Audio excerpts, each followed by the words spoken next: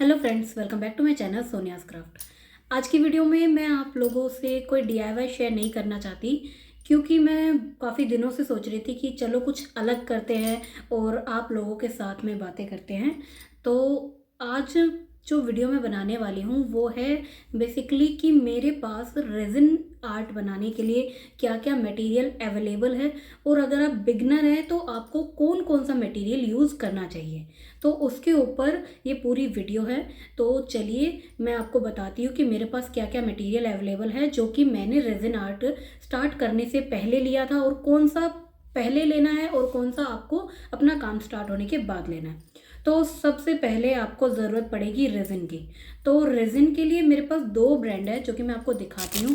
पहला है यहाँ पे, ये देखिए, मैंने आपको इसके बारे में काफ़ी बताया होगा। आपको फ्रंट कैमरे से ये लग रहा है कि इसका नाम अलग लग रहा है, लेकिन ये है ऑयट्रा ब्रांड, जो कि आपको आराम से अमेज़ोन पे या फिर इनकी खुद की साइट पे भी मिल जाएगा, या फिर कोई इंस्टाग्राम स्टोर भी शायद इसको बेच रहा हूँ, मुझे नहीं पता, लेकिन आपको अमेज़ोन पे ये इजीली मिल जाएगा। लेकिन इसमें प्रॉब्लम आती है कि बहुत ज़्यादा बबल्स बन जाते हैं, और इसका जो क्योरिंग टाइम है वो भी थोड़ा सा लेट है in comparison to that brand जो कि अब मैं यूज़ कर रही हूँ, जो मेरा करंट फेवरेट है। तो ये मैंने पहले छोटे पैक में मंगवाया था, 300 ग्राम का था, जिसमें आराम से आप की चेन्स वगैरह और बना सकते हो ईजिली। आपको एज अ बिगिनर लेवल पे थोड़े में आपको ये मिल जाएगा, और 300 ग्राम का आप खरीद लीजिए और काफ़ी अच्छा काम होता है। उसके बाद में मैंने ये बड़ा वाला मंगवाया, जिसमें आप देख सकते हो यहाँ पे ये 1500 ग्राम का है। आप आराम से देख सकते हो 1500 ग्राम का है, जिसमें यहाँ पे रेजिन आता है 1 किलो का, और जो हार्डनर आता है वो होता है आधा किलो का मैं ग्राम में कंफ्यूज हो गई। मतलब ये 1000 ग्राम का आता है और ये 500 ग्राम का आता है। 2:1 का ये रेजिन है और काफ़ी अच्छा काम करता है। बस थोड़ी सी दिक्कत आती है कि इसमें बबल्स बन जाते हैं। अब दूसरा जो ब्रांड है मेरे पास में वो मैं आपको बताती हूँ, जो कि मेरा करंट फेवरेट है और मुझे काफ़ी अच्छा लगा। वो है ये जॉय आर्ट का रेजिन। ये हार्डनर है और यहाँ पे ये रेजिन है। मेरे पास ये 3 kg में है, तो यहाँ पे ये 1 kg का रेजिन है और 1 kg का हार्डनर, और रेजिन की एक बॉटल और है मेरे पास में। ये भी 2:1 में है और काफ़ी अच्छा काम करता है और बहुत जल्दी क्योर हो जाता है। इसकी सबसे अच्छी चीज़ मुझे यही लगी कि बहुत जल्दी क्योर होता है और हाईली ट्रांसपेरेंट है। जब आप इसको यूज़ करोगे ना तो बिल्कुल क्रिस्टल क्लियर इसका रिजल्ट आता है। और मैंने अपनी कुछ पिछली जो लास्ट वीडियो थी उसमें ये यूज़ भी करके दिखाया था, तो ये काफ़ी अच्छा काम करता है। तो ये बात हो गई रेजिन की। अब उसके बाद में आता है कि अब आपको क्या चाहिए, तो मैं आपको और बाकी चीज़ें बताती हूँ जो कि रेजिन आर्ट में काम आती है। तो अब सबसे ज़रूरी चीज़ जो कि बहुत सारे बिगिनर मिस कर देते हैं वो मैं आपको बताने वाली हूँ, कि अगर आप किसी टेबल पे कहीं भी किसी भी सरफेस पे काम कर रहे हो तो इस तरीके की एक मोटी सी पॉलीथिन ज़रूर सेट कर लेना, क्योंकि रेजिन जो है वो जब ड्राई होता है तो वो हार्ड हो जाता है और आपकी टेबल को ख़राब कर सकता है। तो इस तरीके की कोई पॉलीथिन शीट हो गई, क्लिंग फिल्म हो गई, कोई भी ऐसी चीज़ जिससे कि आपकी टेबल बची रहे, ऐसी चीज़ आपको इस्तेमाल करनी है। अब उसके बाद में आती है बेसिक चीज़ें जो कि हम इसमें यूज़ करते हैं। तो सबसे पहले आ जाती है हमारे पास में कि हमारे पास में इस तरीके की वुडन स्टिक्स होनी चाहिए, और साथ में ये जो होती है क्यू टिप बोलते हैं ये होनी चाहिए। ये हमारे बहुत ज़्यादा काम आती है जब हम रेजिन को मिक्स करते हैं या फिर हमें पिगमेंट्स फैलाने होते हैं। देख सकते हो आप, इस वाली क्यू टिप से मैंने पिगमेंट को मोल्ड के ऊपर फैलाया था, तो इस तरीके से यूज़ होती है। और कुछ बबल्स को पॉप करने के लिए भी ये क्यू टिप यूज़ होती है। इसके अलावा आपके पास में इस तरीके के कप्स होने चाहिए। पेपर कप्स हो सकते हैं, प्लास्टिक कप्स हो सकते हैं, जिसमें हम रेजिन को मिक्स करते हैं। और उसके अलावा मैं ये वाला बॉक्स भी यूज़ करती हूँ। ये रसगुल्ले का डब्बा है और मैंने इसको बहुत बार यूज़ किया है। जब मुझे ज़्यादा अमाउंट में रेजिन मिक्स करना होता है तो मैं इसको यूज़ करती हूँ। तो ये हो गई मिक्सिंग की बातें। इसके अलावा मैं यूज़ करती हूँ इस तरीके के ग्लव्स। आप देख सकते हो मैंने ये यूज़ किए हुए हैं, क्योंकि ये रीयूजेबल है, आप इसमें इनको बार बार यूज़ कर सकते हो। तो ये नाइट्राइल ग्लव्स हैं और आपको आराम से ये 10 या 15 का पेयर मिल जाएगा। आप किसी भी इंस्टाग्राम स्टोर से इनको बाय कर सकते हो। अब उसके बाद में बारी आती है मोल्ड्स की, कि आपको स्टार्टिंग में कौन कौन से मोल्ड्स खरीदने चाहिए। तो मैंने जो खरीदे वो मैं अभी आपको बताती हूँ। मेरे पास बहुत सारे मोल्ड्स हैं, जिनमें से यहाँ पे ये है एक कोस्टर मोल्ड, और ये अगाटे शेप में है। आप देख सकते हो जिगजैग वाला पैटर्न है, तो ये मैं यूज़ कर चुकी हूँ, मैंने अपनी वीडियो बना के दिखाई थी इसमें। इसके अलावा मेरे पास ये एक पेंडेंट मोल्ड है, आप देख सकते हो इसमें कितने सारी कैविटीज़ हैं, अलग अलग तरीके के इसमें पेंडेंट्स बन जाते हैं, जो कि मैंने कुछ बनाए हुए भी हैं, आपको दिखाती हूँ। मैंने वही चीज़ें रखी है जो मेरे पास थोड़ी बहुत डैमेज हो गई थी, या फिर जो कि किसी को पसंद नहीं आई, वो वाली चीज़ें मेरे पास रह गई है। तो आप देख सकते हो, लेकिन इसमें काफ़ी अच्छी शेप्स निकल के आती हैं। और ये मेरा डैमेज इसलिए हो गया क्योंकि मैंने विंटर में बनाया था, और इनको मैंने डीमोल्ड करने में थोड़ी जल्दी कर दी थी। अब इसके बाद में जो मोल्ड्स हैं वो मैं आपको क्विकली बता देती हूँ कि आपको क्या क्या लेना चाहिए।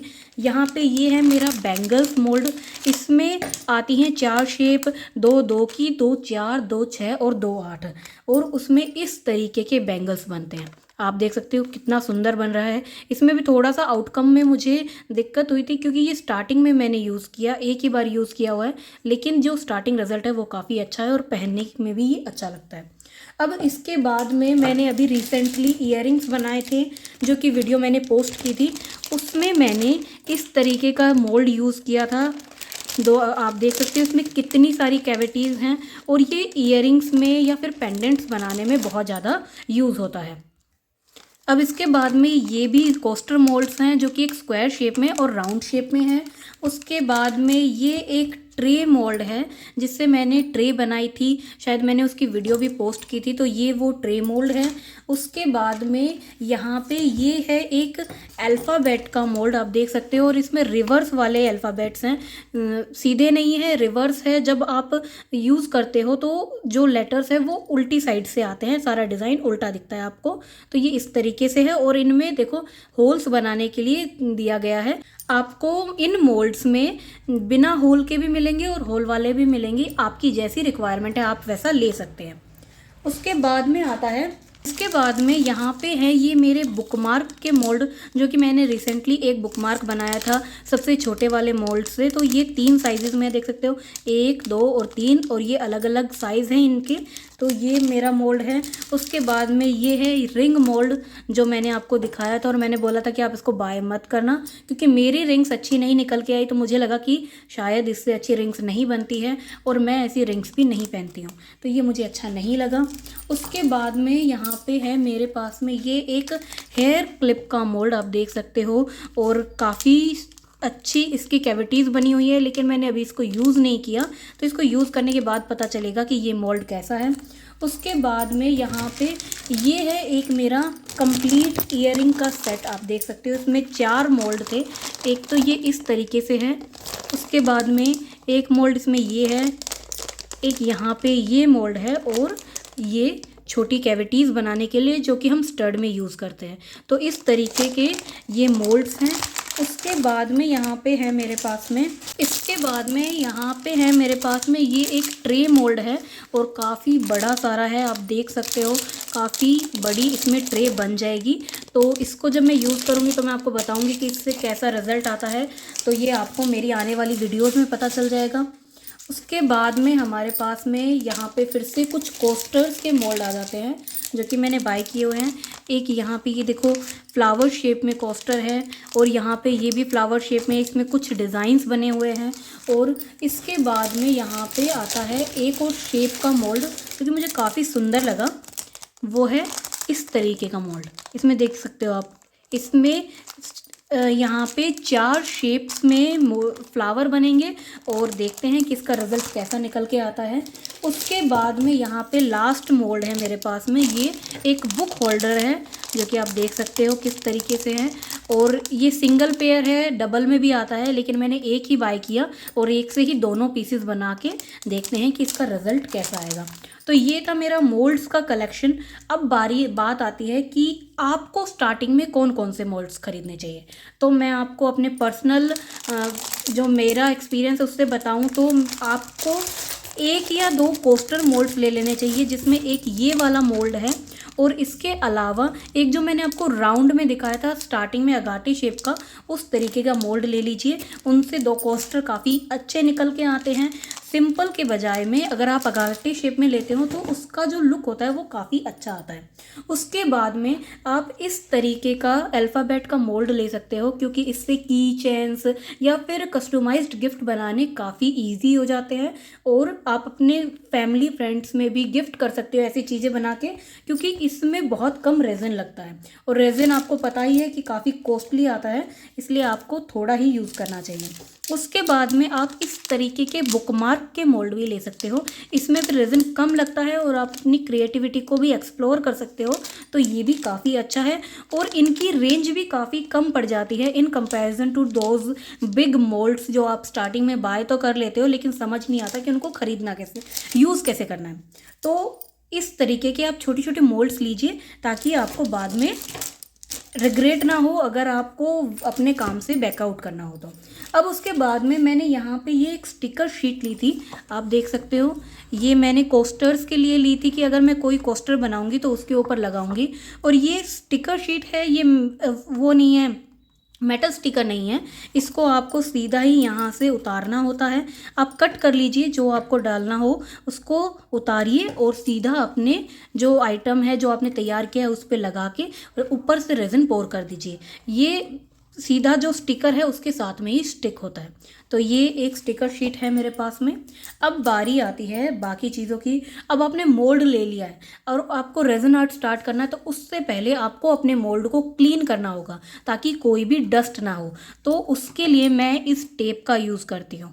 ये काफ़ी अच्छी हैक है क्योंकि इस टेप में एक चेप होता है, ये काफ़ी ज़्यादा स्टिकी होती है, तो जितना भी डस्ट हमारे मोल्ड के ऊपर है वो सारा डस्ट ये उतार देती है। तो ये काफ़ी अच्छा है। अब बात आती है कि रेज़न को कलर कैसे देना है। तो इसके लिए आपको यूज़ करने होंगे पिगमेंट्स। पिगमेंट अलग अलग तरीके के आते हैं, तो मैं आपको दिखाती हूँ। सबसे पहले आते हैं ओपेक पिगमेंट्स, जो कि इस तरीके की बॉटल्स में आते हैं।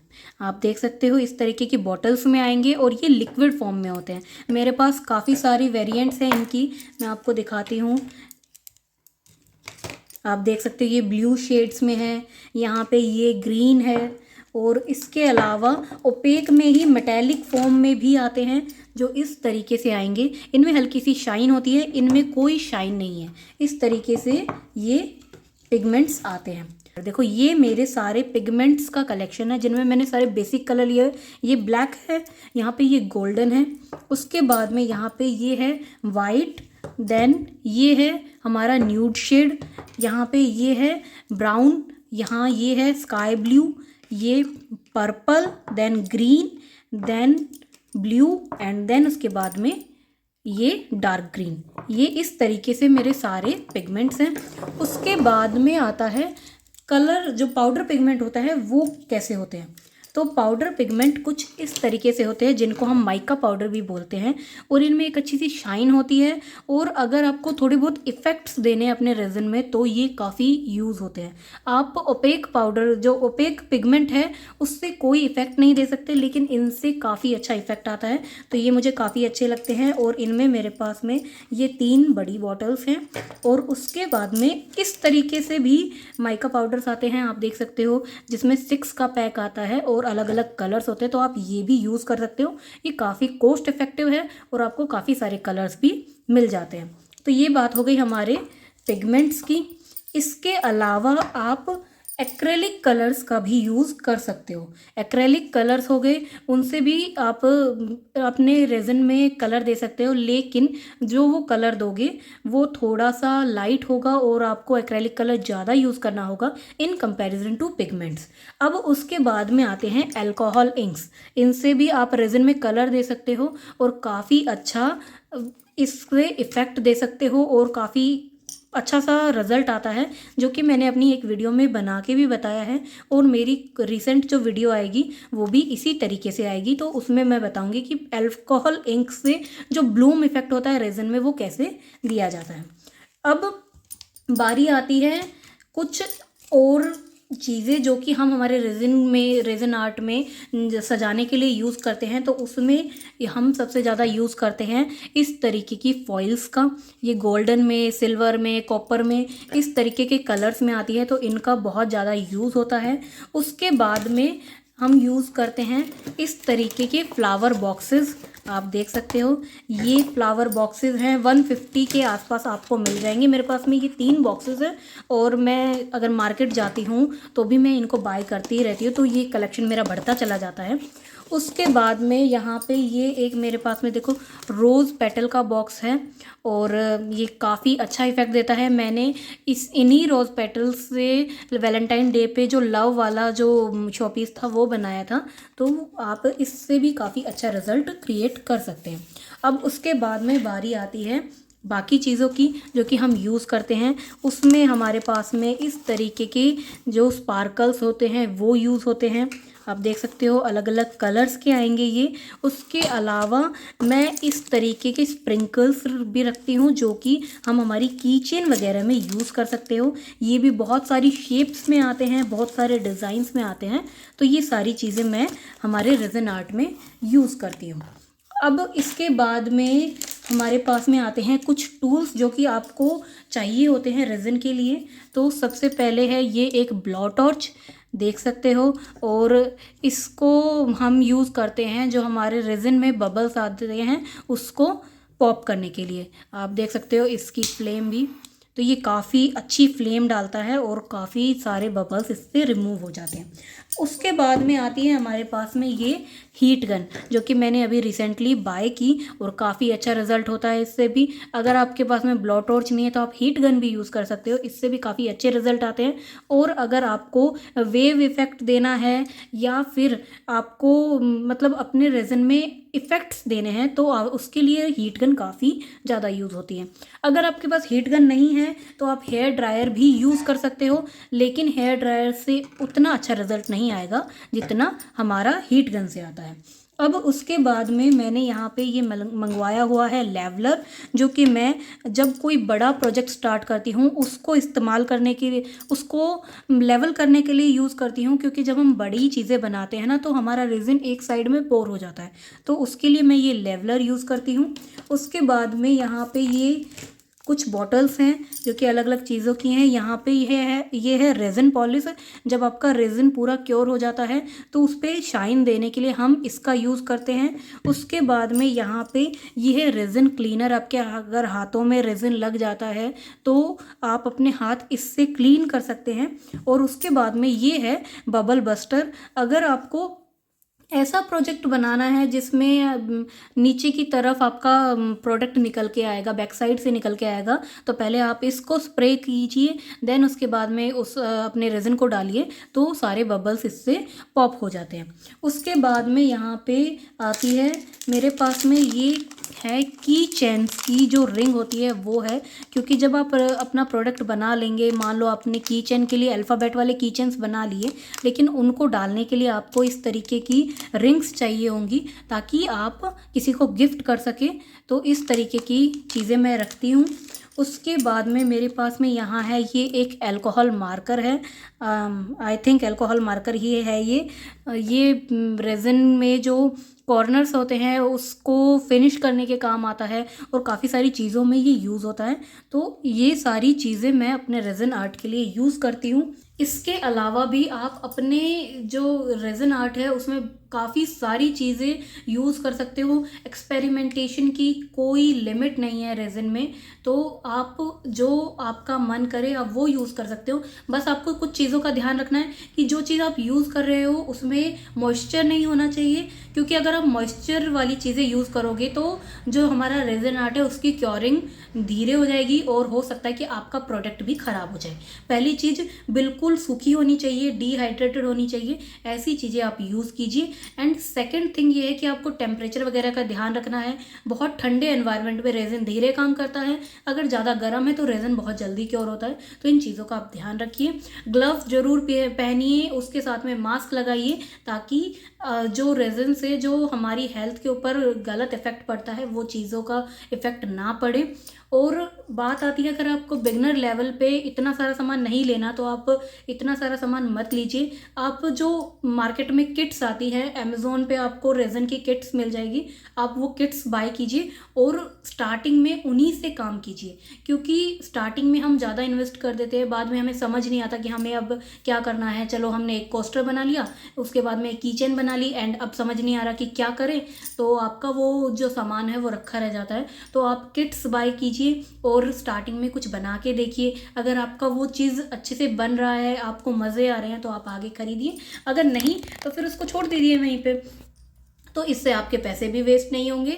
और ये था मेरा पूरा रेज़न आर्ट मटेरियल जो कि मैंने बाय किया है। और मैंने ये सारा एक साथ नहीं बाय किया, मैंने धीरे धीरे धीरे धीरे बाय किया है। कभी किसी इंस्टाग्राम स्टोर से, कभी अमेज़ोन से, और कभी मैं लोकल शॉप से भी चीज़ें लेके आई हूँ।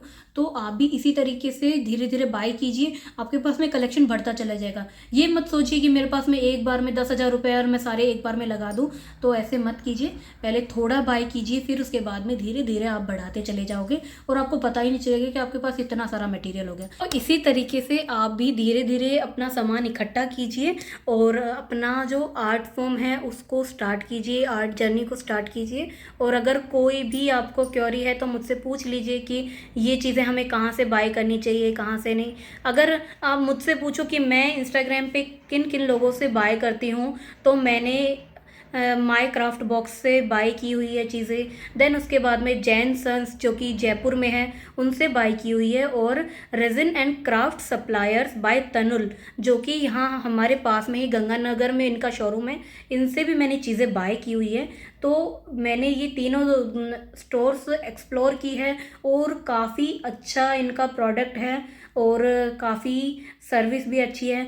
बात करें अगर जैन सन्स की, तो इनकी जो सर्विस है वो थोड़ी सी स्लो है in comparison to my craft box and reason art and supplies by Tanul. इनकी काफ़ी अच्छी सर्विस है, तो आप इनसे बाय कर सकते हो। और अगर आपको रिस्क नहीं लेना है तो आप अमेज़ोन से बाय कीजिए। आपको थोड़ा बहुत चीज़ें महंगी पड़ेंगी, लेकिन जो आइटम है वो काफ़ी अच्छा आ जाएगा और आपको रिस्क नहीं होगा कि आपका पैसा डूब जाएगा। तो ये मेरी आज की कंप्लीट वीडियो थी जिसमें मैंने आपको अपने रेज़न सप्लाईज दिखाए हैं। और आप मुझे बताना कि अब मैं इन सभी मटेरियल से आगे क्या बनाऊं। आप जो बोलोगे मैं वही चीज़ बनाऊंगी, चाहे वो कोस्टर है, चाहे ट्रे है, चाहे कीचेन्स हैं। इस वीडियो में आपकी जो कमेंट आएगी उस अकॉर्डिंगली हम नेक्स्ट वीक वीडियो बनाएंगे। तो चलिए मिलते हैं अगली वीडियो में, तब तक के लिए बाय।